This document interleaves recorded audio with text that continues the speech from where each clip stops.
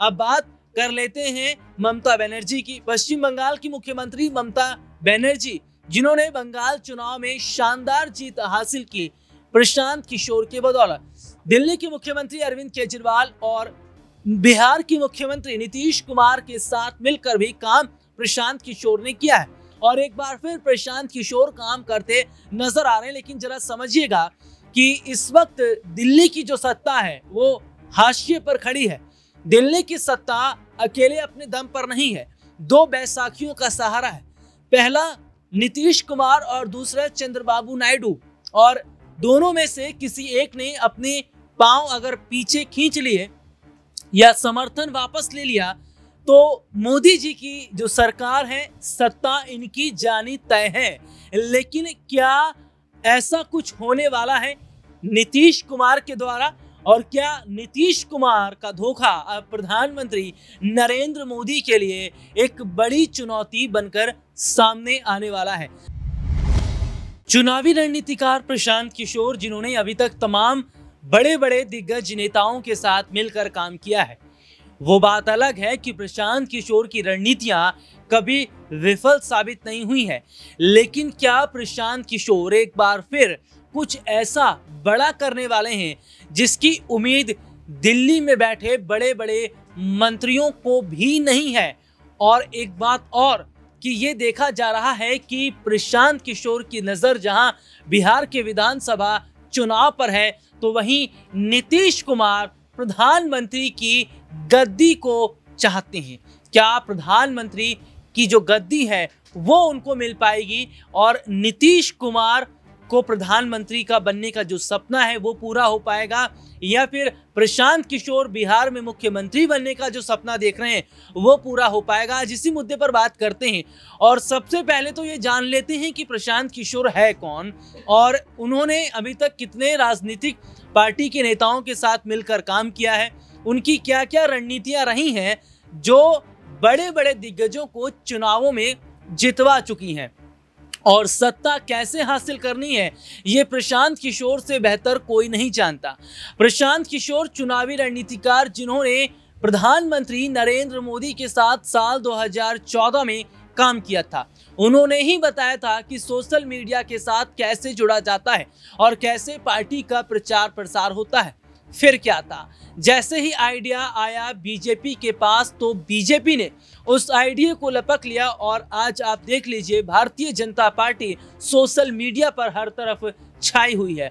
और उसके बाद से जिस तरीके से मोदी जी सत्ता में लगातार बने रहे, उसकी एक सबसे बड़ी वजह उनका लगातार कैमरे के सामने बने रहना है, टेलीविजन के सामने बने रहना है। अब बात कर लेते हैं ममता बनर्जी की। पश्चिम बंगाल की मुख्यमंत्री ममता बनर्जी, जिन्होंने बंगाल चुनाव में शानदार जीत हासिल की प्रशांत किशोर के बदौलत। दिल्ली के मुख्यमंत्री अरविंद केजरीवाल और बिहार के मुख्यमंत्री नीतीश कुमार के साथ मिलकर भी काम प्रशांत किशोर ने किया है और एक बार फिर प्रशांत किशोर काम करते नजर आ रहे हैं। लेकिन जरा समझिएगा कि इस वक्त दिल्ली की जो सत्ता है वो हाशिए पर खड़ी है। दिल्ली की सत्ता अकेले अपने दम पर नहीं है, दो बैसाखियों का सहारा है।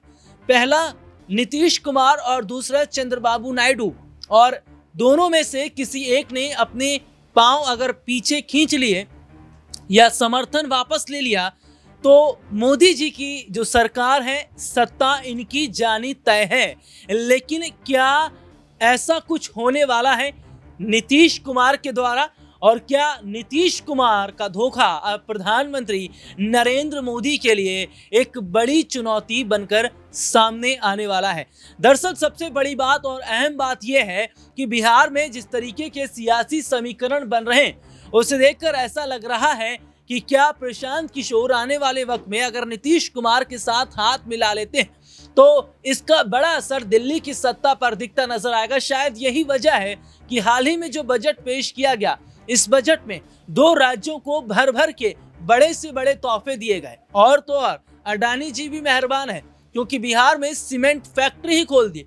तो ऐसे में देखा जा रहा है कि नीतीश बाबू नाराज ना हो, तो यहाँ पर काम बीजेपी की तरफ से जो किया गया, जो स्पेशल पैकेज दिया गया बिहार को, आंध्र प्रदेश को, उसके अलावा गौतम अडानी का एक बड़ा कदम उठाना ये बताता है कि क्या आने वाले वक्त में बीजेपी नीतीश कुमार पर और मेहरबान होगी। ये एक अलग बात है, लेकिन सबसे बड़ी बात यह है कि नीतीश कुमार जो एक वक्त में विपक्षी पार्टियों के साथ थे और इंडी गठबंधन का एक पूरा समूह उनके साथ था, और उस वक्त प्रधानमंत्री बनने की बात उन्होंने जो रखी थी वो बात नहीं बन पाई, क्योंकि विपक्षी पार्टी के जितनी भी बड़ी पार्टियां थी वो नीतीश कुमार को समर्थन नहीं कर रही थी। तो अब ऐसे में देखा जा रहा है कि जहां जरूरत प्रशांत किशोर को नीतीश कुमार की है तो नीतीश कुमार को प्रशांत किशोर की, क्योंकि प्रशांत किशोर की जो पार्टी है जनसुराज पार्टी, वो अब बिहार में धीरे धीरे पांव पसारने लगी है। और ऐसे में ये कहा जा रहा है कि प्रशांत किशोर चाहते हैं कि बिहार में एक बड़ी सत्ता को हासिल किया जाए। इसके लिए बिहार में प्रशांत किशोर ने जो है तमाम कई बड़े पैदल मार्च भी करे, पैदल यात्रा भी की और बिहार के लोगों को अपने साथ जोड़ने का काम किया। लेकिन एक सबसे अहम और दिलचस्प बात क्या है कि प्रशांत किशोर ये बात कह रहे हैं कि उनकी पार्टी का जो अध्यक्ष होगा वो हर साल बदला जाएगा, और उनकी पार्टी का जो अध्यक्ष होगा वो पहली जो शुरुआत होगी वो दलित से होगी। तो यहाँ पर एक बात जो महत्वपूर्ण करने वाली है और नोट करने वाली है कि प्रशांत किशोर का मेन मोटिव जो है वो 2 से 3 वोट बैंक पर है। पहला मुसलमान वोट बैंक, दूसरा दलित वोट बैंक और तीसरा पिछड़ा वोट बैंक। यानी कि इन वोट बैंक के सहारे बिहार की सत्ता तक पहुंचने की कोशिश प्रशांत किशोर की तरफ से की जा रही है। वो कामयाब होंगे या नहीं होंगे वो एक अलग बात है, लेकिन अगर नीतीश कुमार के साथ आ जाते हैं तो कितना बड़ा असर बिहार पर पड़ेगा और कितना बड़ा असर दिल्ली पर पड़ेगा ये समझ लीजिएगा। दरअसल ये देखा जा रहा है कि नीतीश कुमार की भूमिका इस वक्त बिहार में बड़े स्तर पर है। यही वजह है कि नीतीश कुमार बिहार के मुख्यमंत्री हैं, लेकिन केवल मुख्यमंत्री ही नहीं, उन्हें प्रधानमंत्री पद तक का सफर तय करना है।